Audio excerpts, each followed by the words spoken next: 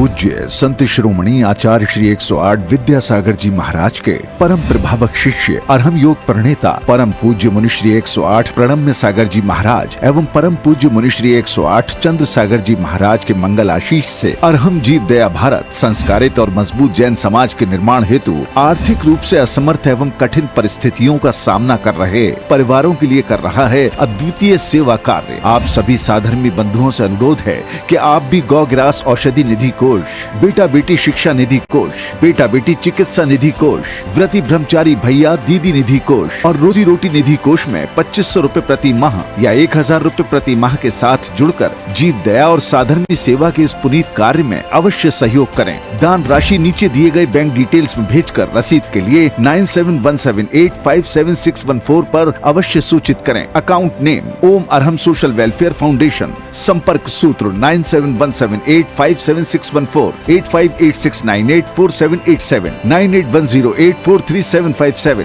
9810436940। इस कार्यक्रम के पुण्यार्जक हैं प्रणम्य वाणी देवदूत। प्रणम्य गुरु की वाणी पहुँचे घर घर, सम्यक ज्ञान प्रभाव न होवे घर घर। सभी प्रणम्य वाणी देवदूत के पुण्य की बहुत बहुत अनुमोदना। अधिक जानकारी के लिए संपर्क करें। गुरु चरणों में समर्पित गुरु भक्त परिवार USA।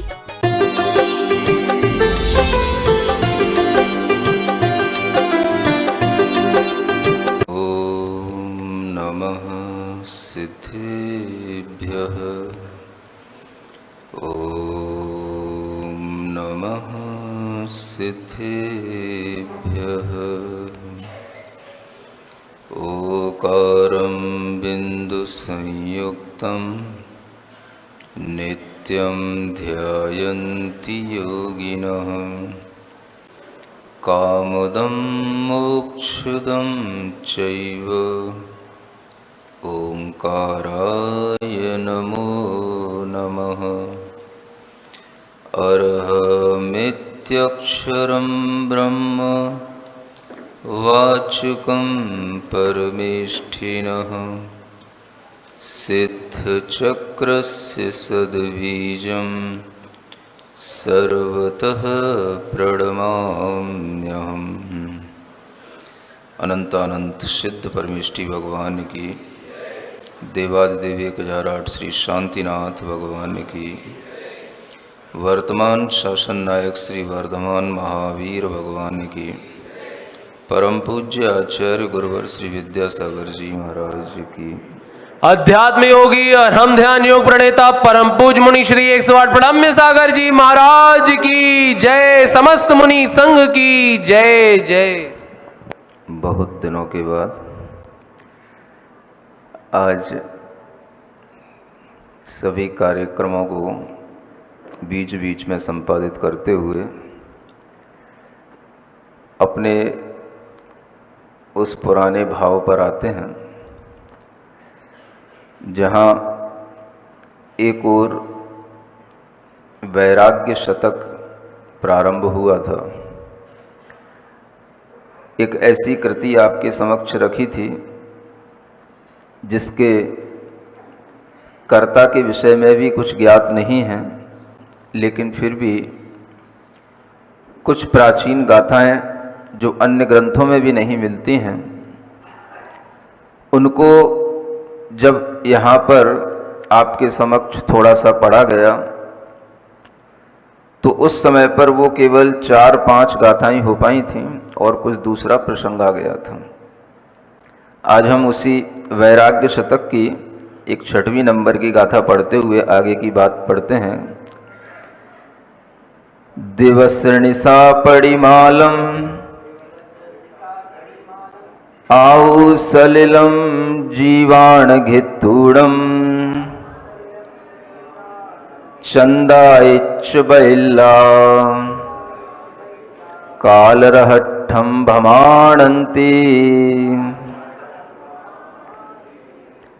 थोड़ा सा पूर्व आचार्यों के ऋषियों मुनियों की बात को ध्यान में रखते हुए हम वर्तमान के परिवेश को देखेंगे। कहा जाता है दिवस निशा घड़ी मालम, दिन और रात ये घटी मालाओं की तरह हैं, घट मालाओं की तरह हैं। आयु सलिलम, आयु सलिल माने जल की तरह है, जीवाणम घित्तूड़े और जीवों को ग्रहण करके चंद आइच बैला, चंद्र और आदित्य ये दो बैल हैं, काल रहट्टम भमाणंती, जो काल की रहट को घुमाते रहते हैं। यहां पर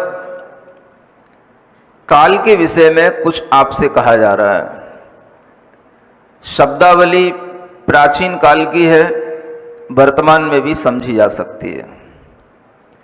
एक रहट होती है, रहट, कई लोगों को पता भी होगा, और उस रहट में कई घड़े लगे हुए रहते हैं, घड़ों की माला लगी रहती है। पानी कुएं से निकलता है, अंदर से आता है उन घटों में भर करके, और बाहर आकर के वो पानी उलीच दिया जाता है। और इस तरह की एक चेन चला करती है। इसको घटी यंत्र भी कहते हैं, रहट भी कहते हैं। पुराने लोग पानी निकालने के लिए इस तरह के सिस्टम का यूज किया करते थे। आप लोगों ने, किसी ने देखा है, सुना है? ये एसोसिएशन सीए के लोग बैठे हैं, इन्होंने भी देखा है? समझ आ रहा है? देखा है, हाथ उठ रहे हैं। तो उसी रहट की एक उपमा देते हुए, उसी को एक सामने एग्जाम्पल बनाते हुए यहां कुछ ऋषि मुनि अपनी बात कह रहे हैं कि ये काल तो एक रहट हो गई, जो ये पूरा सिस्टम है ये काल हो गया, और ये भ्रमण कराता रहता है कौन? तो चंद्र और आदित्य रूपी उसमें बैल जुते हुए हैं, क्योंकि वो जो रहट घूमती है तो बैलों के माध्यम से घूमती है, वो जोती जाती है। तो यहां पर जो ये संसारी प्राणी संसार में जी रहा है, यह किन बैलों के द्वारा जोता जा रहा है? तो सूर्य और चंद्रमा दो बैल हैं, जिसके द्वारा ये काल रहट को घुमाया जा रहा है। और उसमें जो दिन और रात हो रहे हैं ये घड़े की तरह हैं। जो घड़े उसमें लगे हुए हैं वो घटमाल कहलाते हैं, घटों का समूह है। वो दिन और रात कई संख्या में होते रहते हैं। उन घड़ों के अंदर भरा हुआ जो जल है वो हमारी आयु रूपी जल है। हमारी जो आयु है वो जल की तरह उन घड़ों में भरी हुई है, और ग्रहण कर लिए गए हैं ये जीव जो है, इन जीवों को उस काल ने ग्रहण कर लिया है। यानी काल किसको घुमा रहा है, काल किसको ग्रहण कर लिया है? तो वे जीवों को ग्रहण कर लिया है। जो भी जीव यहां पर बैठे हैं या कहीं पर भी अपना जीवन जीते हैं, उन जीवों को भी ये पता नहीं होता कि हमने जीवन अपना कब से शुरू किया, कहां से शुरू किया, और हमारा जीवन कहां पर अंत को प्राप्त होगा। और अगर हमारे जीवन में कहीं से ये शुरुआत हमको समझ नहीं आती है, तो भी ये शुरुआत चलती ही रहती है, और ये चक्र है जिसे हम काल चक्र कहते हैं। ये काल चक्र केवल धर्म गुरुओं के समक्ष बैठकर के ही समझाए जा सकते हैं। इन काल चक्रों के बारे में जानकारी आपको लौकिक शिक्षा में नहीं मिलेगी, अलौकिक शिक्षा की पाठशाला में ये काल चक्र सिखाए जाते हैं। अन्यथा फिजिक्स केमिस्ट्री में तो हमने नाइट्रोजन चक्र, ऑक्सीजन चक्र सब पढ़े हैं, लेकिन यहां पर आकर के हमें काल चक्र पढ़ने को मिला। और इस काल चक्र के माध्यम से बताया जाता है कि जीवों की जो आयु है वो गल रही है, आयु प्रति समय बह रही है, और उसको बहाने वाले कौन हैं? तो हमारे साथ ये सिस्टम चल रहा है। दिन और रात होते हैं, दिन रात बीतने पर ही हम सप्ताह तक पहुंचते हैं, सप्ताह से ही फिर हम एक पक्ष तक पहुंच जाते हैं, पखवाड़े तक पहुंच जाते हैं, पक्ष से ही हम फिर वही गिनती आगे बढ़ाते बढ़ाते एक महीने तक पहुंच जाते हैं, एक महीने से फिर हम 6 महीने तक पहुंच जाते हैं, 6 महीने से हम 1 वर्ष तक पहुंच जाते हैं, और फिर ऐसे ही हर वर्ष एक गांठ और हम लगा लेते हैं, और उसे वर्षगांठ के रूप में मना भी लेते हैं। जब ये वर्षगांठ चलती रहती है और वर्ष की जो गांठ मनाई जाती है, वर्षगांठ जिसे हम कहते हैं, तो सामान्य से लोगों के लिए बड़ा प्रफुल्लित करती है कि हमने एक वर्षगांठ मना ली, हमारी एक वर्ष और आगे की बढ़ गई और हम इतने बड़े हो गए। जब ये वर्षगांठ चलती है तो इसके पीछे जो सिस्टम चल रहा होता है उस सिस्टम को दिखाने का प्रयास आचार्य करते हैं, ऋषि मुनि करते हैं। हम तो वर्ष गिन रहे हैं, लेकिन जो हमारा जीवन जिससे चल रहा है वो जो आयु कर्म है, उस आयु कर्म को देखते हुए आचार्य कहते हैं कि आयु का पानी ये फैल रहा है, गल रहा है, बह रहा है। और इस आयु के पानी को निकालने वाले जो दो बैल लगे हुए हैं, चंद्रमा और सूर्य, जिनके कारण से हर दिन और हर रात हमारे सामने एक दिन रात गुजर जाता है। और ऐसे दिन रात जब गुजरते जाते हैं तो महीने भी गुजर जाते हैं, ऋतुएं भी गुजर जाती हैं, वर्ष भी गुजर जाते हैं और कई चातुर्मास भी गुजर जाते हैं, सब गुजर जाता है। ये किससे गुजर रहा है? जब चातुर्मास प्रारंभ हुआ था तब लगता था कितने महीने का चातुर्मास है? 5 महीने का चातुर्मास है, महाराज यहां 5 महीने विराजमान रहेंगे। आपको पता है 5 महीने में से कितने महीने गुजर गए? कितने गुजर गए? 2 महीने 5 दिन। देखो सबके पास पूरी जानकारी है और रखनी भी चाहिए। जब ये 2 महीने गुजर गए, आपको लग रहा है कैसे गुजर गए? बस अपने आप गुजर जाते हैं। दिन होता है, रात होती है, दिन होता है, रात होती है, सप्ते बीत जाते हैं, एक बीच में संडे आता है, बस संडे के बाद फिर मंडे, फिर सैटरडे, फिर संडे, फिर मंडे, और ऐसे करते करते 4 संडे बीत गए, फिर 1 महीना बीत गया और फिर 1 महीने के बाद में दूसरा महीना भी व्यतीत हो गया। कभी गर्मी गर्मी गर्मी करेंगे, फिर धीरे धीरे वर्षा वर्षा वर्षा होगी, फिर धीरे धीरे ठंड ठंड ठंड ठंड चिल्लाएंगे। सब कुछ होता रहेगा, ऋतुएं परिवर्तित होती रहेंगी और ये समय गुजरता चला जाएगा। इसके पीछे हमें क्या सीखना, ये ध्यान इंगित कराने का काम ही ऋषियों मुनियों का होता है। आयु गल रही है, उसको कोई रोक नहीं सकता। सूर्य चंद्रमा के उदय होते हैं, उनको कोई रोक नहीं सकता। ये हमारे लिए दिन और रात हो रहे हैं, इनको कोई रोक नहीं सकता। रुकेगी चीज कौन सी, ये सोचने की बात है। आप ये सोचो कि हम किस चीज पर अपनी कमांड कर सकते हैं। सूर्य चंद्रमा के भ्रमण पर अपनी कमांड कर सकते हैं क्या? चंद्रलोक में पहुंच गए, सूर्यलोक में जाने की तैयारी है, क्या कर लोगे? उनकी गति को कंट्रोल कर लोगे क्या? कुछ नहीं कर सकोगे। वो जैसा चल रहा है सिस्टम चलता रहेगा और उस सिस्टम के अनुसार जो दिन रात चल रहे हैं वो चलते रहेंगे। ऋतुएं बदल रही हैं, वो बदलती रहेंगी। हमारे हाथ में क्या है? हम किस चीज को कंट्रोल कर सकते हैं? आप किसी ऋतुओं को आने से रोक सकते हैं, दिन रात होने से रोक सकते हैं, चंद्रमा सूर्य की गति को रोक सकते हैं? आप कुछ नहीं कर सकते हैं। बस आप इतनी सी खुशी मना सकते हैं कि हम किसी लैंड पर लैंडिंग कर गए, तो बस यही हमारे लिए खुशी की बात है। अब उसको हमने एज्यूम कर लिया कि वो चंद्रमा है या सूर्य है, जो आपकी फिरकत में हो वो आप उसको यूज कर लो। लेकिन सत्यता यह है कि ना हम कभी चंद्रमा पर पहुंच सकते हैं जो रियल चंद्रमा है, और ना कभी हम सूरज पे पहुंच सकते हैं जो रियल सन है।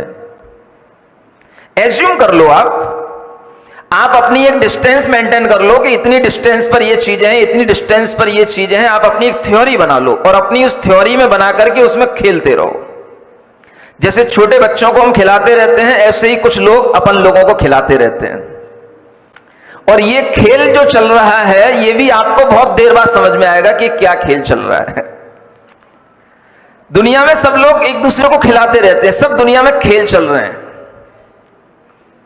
चाहे राजनीति के खेल हो, चाहे देश विदेशों के खेल हो, चाहे G20 के सम्मेलन हो, चाहे इंडिया वाइज भारत हो, चाहे भारत वाइज इंडिया हो, सब कुछ खेल हैं ये।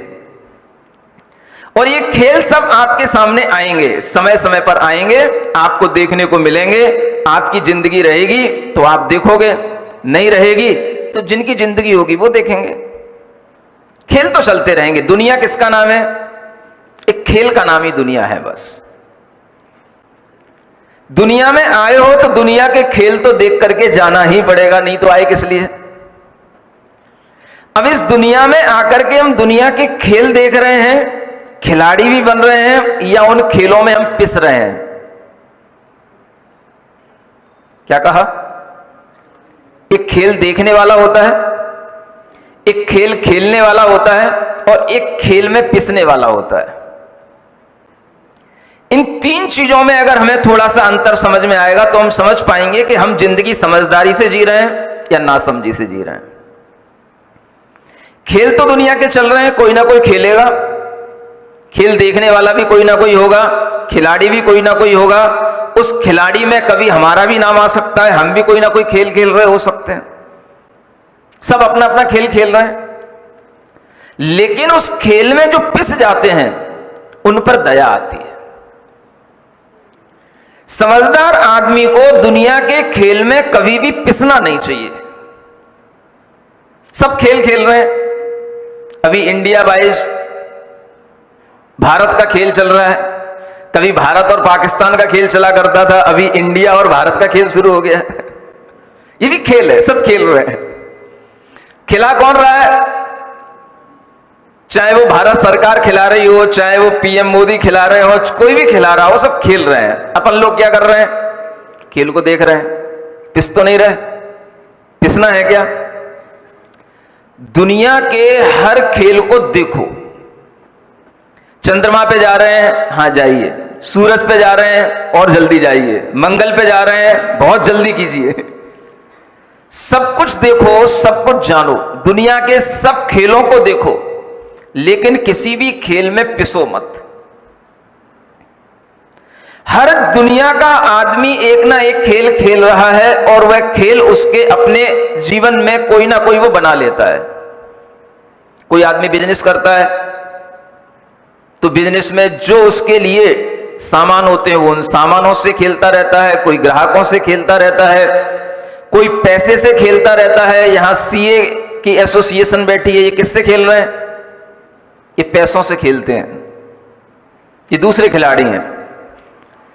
कमाएगा कोई, गमाएगा कोई, लेकिन बीच का सब कुछ मैनेज करने का काम या मेंटेन करने का काम इनका रहेगा कि भाई कितना कमा लिया, कितना गमा लिया, बस आपको केवल ऑडिट करके बताते रहेंगे। ये इनका खेल है। बताओ, अच्छा ये खेल अच्छा है कि बुरा है? कमा रहा है कोई, गमा रहा है कोई। इन्हें क्या करना है? इन्हें केवल बैलेंस बनाना है, बस सीट देना है, बैलेंस सीट बनाना है। इनको कुछ नहीं करना है। इनके सिर कुछ नहीं है। तुम कितना ही कमा लो, करोड़ों का ये आवक दिखा देंगे, करोड़ों की जावक दिखा देंगे, सब दिखा देंगे, लेकिन इनके सिर पे कुछ नहीं आता है।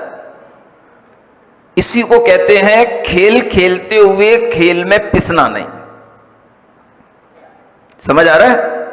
जैसे बैंक का कैशियर होता है, सीए का काम केवल चार्ट बैलेंस की सीट बनाना होता है, उसी तरीके से केवल दुनिया को देखते हुए दुनिया में क्या आ रहा है, क्या जा रहा है, ये बस देखते रहो और उसके बीच में पिसो नहीं, तो आप एक समझदार इंसान कहलाओगे और आपकी जिंदगी समझदारी से निकलती चली जाएगी। हम कह सकते हैं कि जितने भी ये सीए होते हैं ये सब समझदार इंसान होते हैं। सीए बनना एक समझदारी का खेल है। हालांकि ये खेल आजकल थोड़ा टफ हो गया है, सिलेक्शन भी टफ हो गया है, मेहनत भी होती है, लेकिन एक बार सीए बनने के बाद में फिर आप अच्छा खेल खेल सकते हो।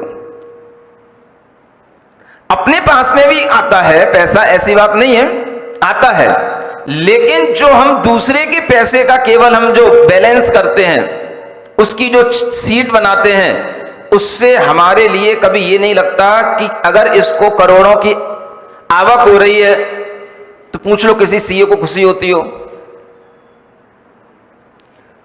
किसी के करोड़ कहीं पर और दूसरी जगह निकल गए, लग गए, तो किसी सीए को कोई गम हो जाता हो? पूछ लो इनसे, बताओ कभी ऐसा होता है? लेकिन करोड़ों के साथ आप खेलते रहते हो, बैलेंस करते रहते हो। यही तरीका होता है दुनिया में जीने का।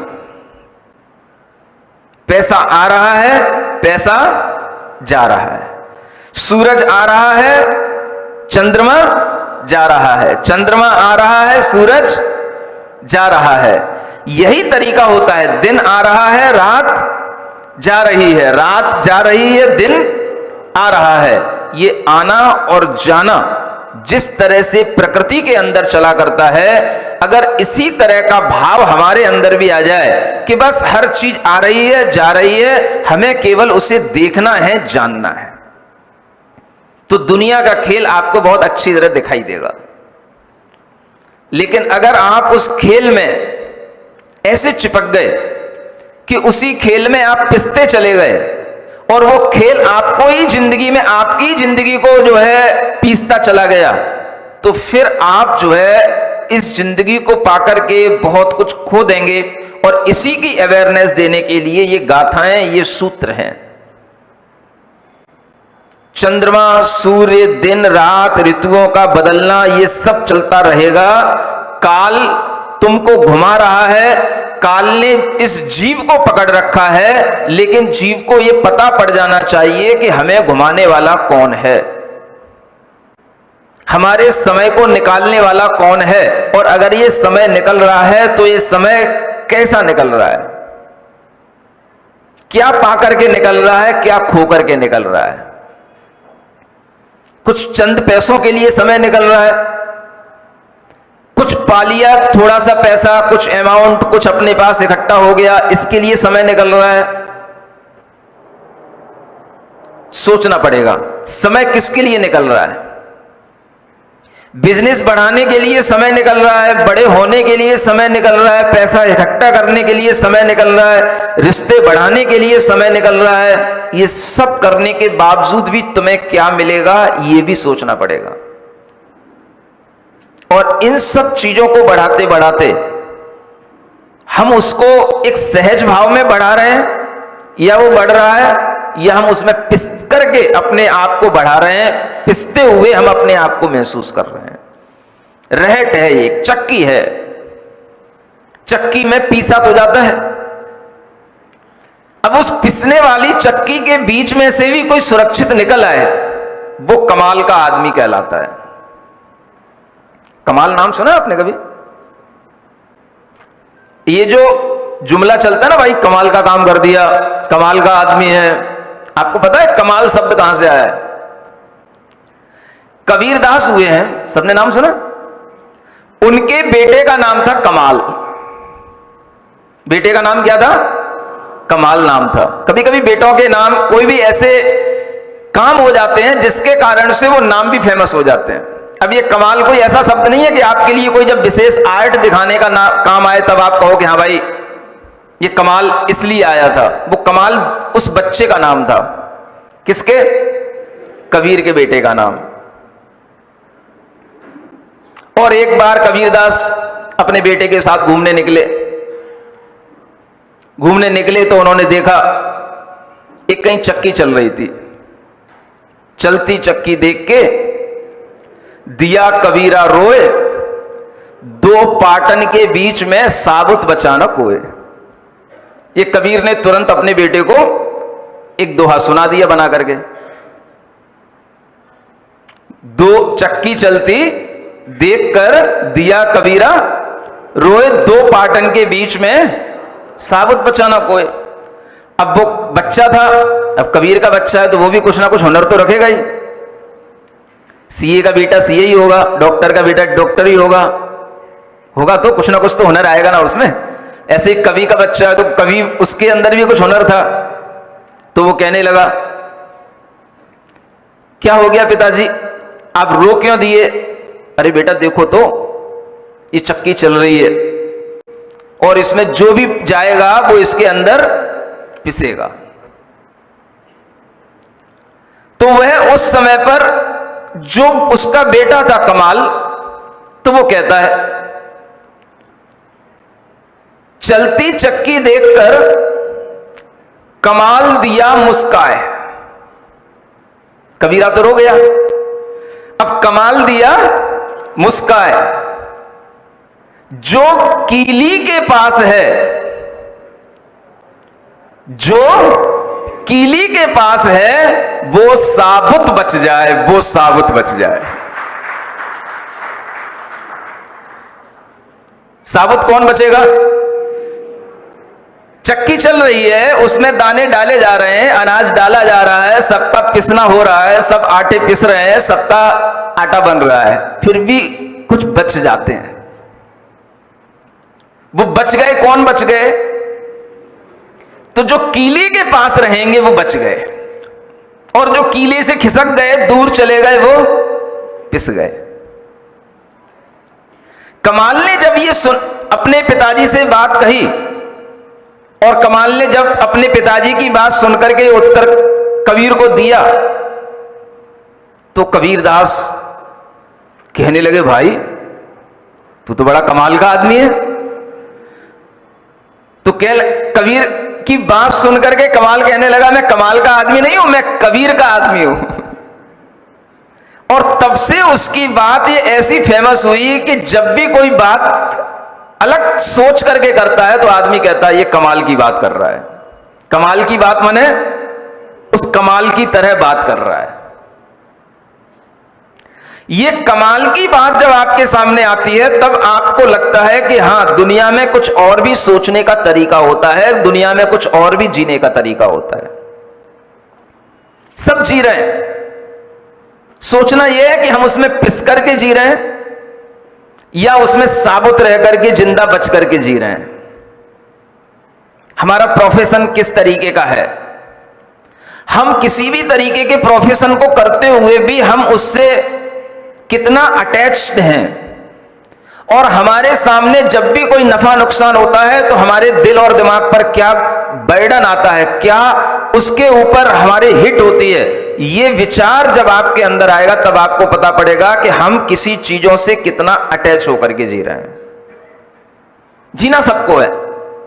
इसीलिए मैं कह रहा था, कोई भी सीए होगा, कैशियर होगा, वो हमेशा बिल बनाएगा, दूसरों के बिल बनाएगा। बड़ी बड़ी कंपनियों में खूब सबका इनपुट होता है, आउटपुट होता है, सब उसको वह मार्क करेगा। लेकिन किसी भी कंपनी के मालिक को चाहे कितना ही नफा हो जाए, कितना ही नुकसान हो जाए, सीए के दिमाग पर कोई नफा नुकसान का स्ट्रेस नहीं आता है। क्योंकि उसका काम क्या है? उसका काम केवल बैलेंस शीट बनाना है। नफा नुकसान करना तुम्हारा काम है, ये मैनेजमेंट हमारा नहीं है। उसे सिर्फ देखना है और दिखाना है। जीने का यही सही तरीका होता है। शायद सीए भी अगर आज ये सीख लें कि हमें इसी तरीके से जीना है। दुनिया में आए हैं, दुनिया की चक्की में पिस ना जाएं। पैसे कमाने की होड़ में भी लोग पिस जाते हैं, रिलेशन बनाने की होड़ में भी लोग पिसते चले जाते हैं, बड़ा आदमी बनने की होड़ में भी लोग पिसते चले जाते हैं। और जब इस तरह से लोग पिसते चले जाते हैं तो वो भूल जाते हैं कि हम यहां पर कोई खेल देखने आए थे, खिलाड़ी बनने आए थे, या फिर हम जिस खेल को देखने आए थे उसी खेल को देखते देखते हम भी उस खेल के चक्कर में पिस गए। अपनी सुरक्षा यात्री स्वयं करें, लिखा रहता ना, वार्निंग मिलती रहती ना, यात्री अपनी सुरक्षा स्वयं करें, अपने सामान की सुरक्षा स्वयं करें। क्या मतलब है? इस दुनिया के खेल में अगर हमें जीवन मिला है, जिंदगी मिली है, तो ये एक खेल है, थोड़ी देर का है, जिसका एक पॉइंट जन्म है और दूसरा पॉइंट मरण है। ये जन्म और मरण के बीच की थोड़ी सी जिंदगी है, और इस जिंदगी का थोड़ा सा खेल है। और इस खेल को देखने के लिए अगर हमें यह पता रहे कि भाई देखो, मैं अगर कुछ नहीं भी खेलूंगा तो भी काल तो हमें खिला ही रहा है, हम बड़े अपने आप हो ही रहे हैं, आयु हमारी घटती चली जा रही है, और जिंदगी के खेल में हम आगे आगे आगे आगे जन्म से लेकर के हम मृत्यु तक का जो एक पैमाना है, इसमें हम जन्म से हट करके मृत्यु के निकट तक चलते चले जा रहे हैं। और इस बीच में अगर कहीं हम पिस गए तो मृत्यु तक पहुंचने से पहले भी हमारी मृत्यु हो सकती है, जैसे एक्सीडेंट हो जाता है।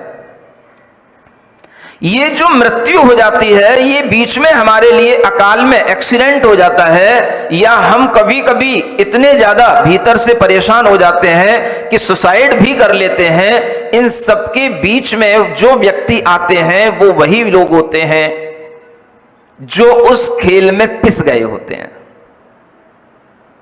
अगर आप सुरक्षित खेल रहे हो तो अच्छी बात है। हमारा आपसे सिर्फ इतना ही कहना है, जिंदगी का खेल अच्छा खेलो, लेकिन इस खेल में कभी पिसना नहीं। पिसने का मतलब खेलते खेलते आपको टेंशन होने लग गए, खेलते खेलते आपके लिए कहीं जो है इस तरह से लगने लगेगा कि भाई अब ये जिंदगी अपन अब आगे बढ़ा नहीं पाएंगे, चला नहीं पाएंगे, इस जिंदगी को जीना अब बहुत मुश्किल हो गया है, तो समझ लेना कि आप उस जिंदगी के खेल में पिस गए। दुनिया में समझदार आदमी जिंदगी में सिर्फ खेल खेलते हैं और खेल दिखाते हैं। फिल्में सब देखते हैं, फिल्मों के जो हीरो होते हैं, हीरोइन होते हैं, जो पार्ट वो आपके सामने प्रेजेंट करते हैं, वो अपने को लगता है कि बिल्कुल ऐसा कि रियल लाइफ में चल रहा हो जैसे, लेकिन वो उनका पार्ट उनकी रियल लाइफ में वैसा होता है क्या? एक हीरो अपनी जिंदगी में कितनी हीरोइनों के साथ फिल्में बना चुका होता है, लेकिन आप जब भी उस हीरो की फिल्म देखने जाएंगे तब आपको ऐसा लगेगा कि जैसे बिल्कुल ये इसी के साथ अपनी पूरी जिंदगी जीता हो, ये इसी के साथ बिल्कुल जीने मरने को तत्पर रहता हो। आपकी सोच में उस समय पर यह आएगा कि जैसे ये बिल्कुल रियल लाइफ हम बिल्कुल देख रहे हो।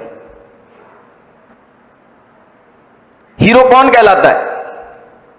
तुम, या वो जो तुम्हें अपना खेल दिखा करके तुम्हारी जेब से पैसा निकाल ले रहा है और फिर भी जो है वो अपना खेल अलग खेल रहा है? बताओ हीरो कौन कहलाता है? एक हीरो दुनिया में रह करके बहुत सारी फिल्में बनाता है, बहुत बार फिल्में बनाता है, बहुत लोगों के साथ काम करता है और बहुत करोड़ों करोड़ों इकट्ठा कर लेता है। वो करोड़ आते कहां से? किसकी जेब से निकलते हैं?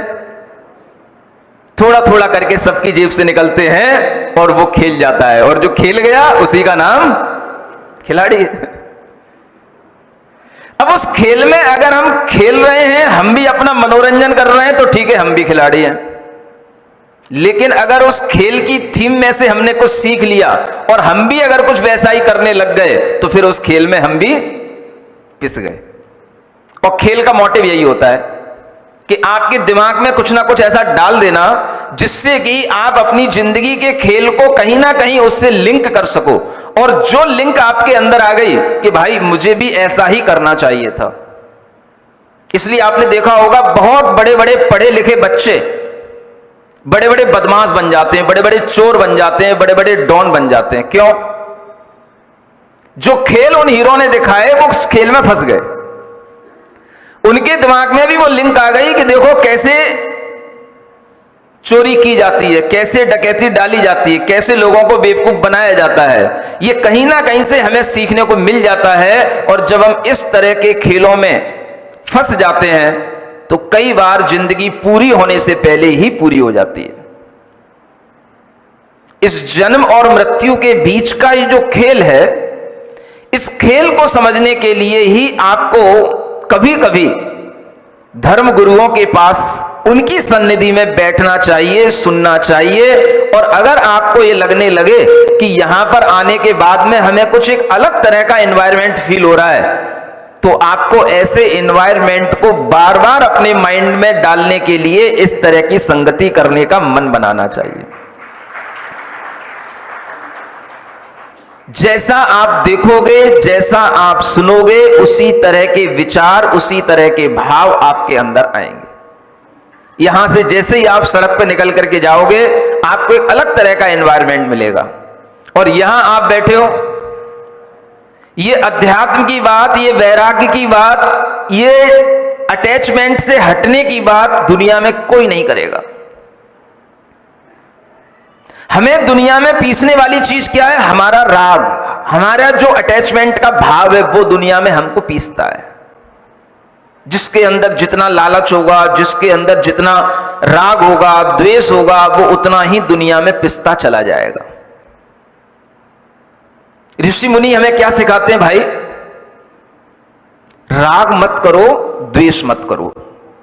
जितने कम से काम चल जाए उतना कम से कम में काम निकाल लो और इस दुनिया से चलते बनो। पिस करके नहीं जाना है, इस दुनिया को देखते हुए जाना, सब कुछ देखना, खिलाड़ी बनना, पिक्चर देखना, लेकिन यह मत समझ लेना कि मैं ही वो हीरो हूं जो वो हीरो कर रहा है। ये गलती मत कर बैठना। मनोरंजन अलग चीज है और मन का उसमें बंधन हो जाना, मनोबंधन, ये अलग चीज है। मनोरंजन की चीजों में कभी मनोबंधन नहीं होना चाहिए। लेकिन हर आदमी मनोरंजन करते करते भी अपने मन को उस फिल्म से बांध लेता है, उस हीरो से बांध लेता है, उसके सॉन्ग से बांध लेता है, उसकी स्क्रिप्ट से अपने को बांध लेता है। और जहां बंध गए वहां पर बंधन बढ़ गया। बंद करके जीना नहीं है, मुक्त होकर के जीना है। ये ऋषि मुनि हमें यही सिखा रहे हैं और यही वैराग्य कहलाता है कि राग से बंधन होता है और वैराग्य से मुक्ति होती है। जब कोई आपके सामने वैराग्य की मूर्ति बैठी हो, आपको जरूर थोड़ा मन में आएगा कि ये इस वैराग्य के भाव में कैसे रह लेते हैं। आप लोग भूल गए राजा श्रेणिक, आज कोई बना नहीं। अब पुनः राजा श्रेणिक तो याद करना पड़ेगा। पार्श्वनाथ भगवान तो बीच में से चले गए। कहां पर बैठा है राजा श्रेणिक? यशोधर मुनि महाराज के सामने,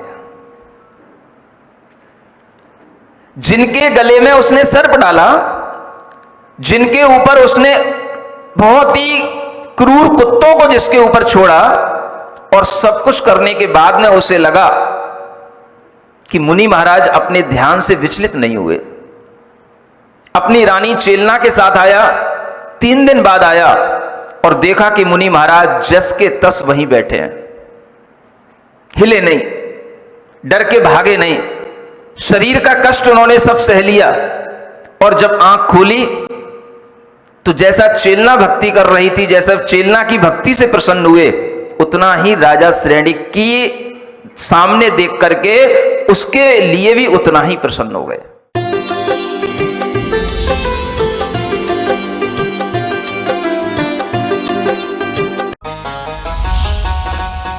इस कार्यक्रम के पुण्यार जत्थे प्रणम्य वाणी देवदूत, प्रणम्य गुरु की वाणी पहुंचे घर घर, सम्यक ज्ञान प्रभावना होवे घर घर। सभी प्रणम्य वाणी देवदूत के पुण्य की बहुत बहुत अनुमोदना। अधिक जानकारी के लिए संपर्क करें।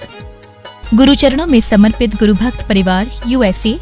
परम पूज्य संत शिरोमणि आचार्य श्री 108 विद्यासागर जी महाराज के परम प्रभावक शिष्य अरहम योग प्रणेता परम पूज्य मुनि श्री 108 प्रणम्य सागर जी महाराज एवं परम पूज्य मुनि श्री 108 चंद्र सागर जी महाराज के मंगल आशीष से अरहम जीव दया भारत संस्कारित और मजबूत जैन समाज के निर्माण हेतु आर्थिक रूप से असमर्थ एवं कठिन परिस्थितियों का सामना कर रहे परिवारों के लिए कर रहा है अद्वितीय सेवा कार्य। आप सभी साधर्मी बंधुओं से अनुरोध है कि आप भी गौग्रास औषधि निधि कोष, बेटा बेटी शिक्षा निधि कोष, बेटा बेटी चिकित्सा निधि कोष, व्रती ब्रह्मचारी भैया दीदी निधि कोष और रोजी रोटी निधि कोष में 2500 रुपए प्रति माह या 1000 रुपए प्रति माह के साथ जुड़कर जीव दया और साधर्मी सेवा के इस पुनीत कार्य में अवश्य सहयोग करें। दान राशि नीचे दिए गए बैंक डिटेल्स में भेजकर रसीद के लिए 9717857614 पर अवश्य सूचित करें। अकाउंट नेम ओम अरहम सोशल वेलफेयर फाउंडेशन। संपर्क सूत्र 9717857614, 8586984787, 9810843757,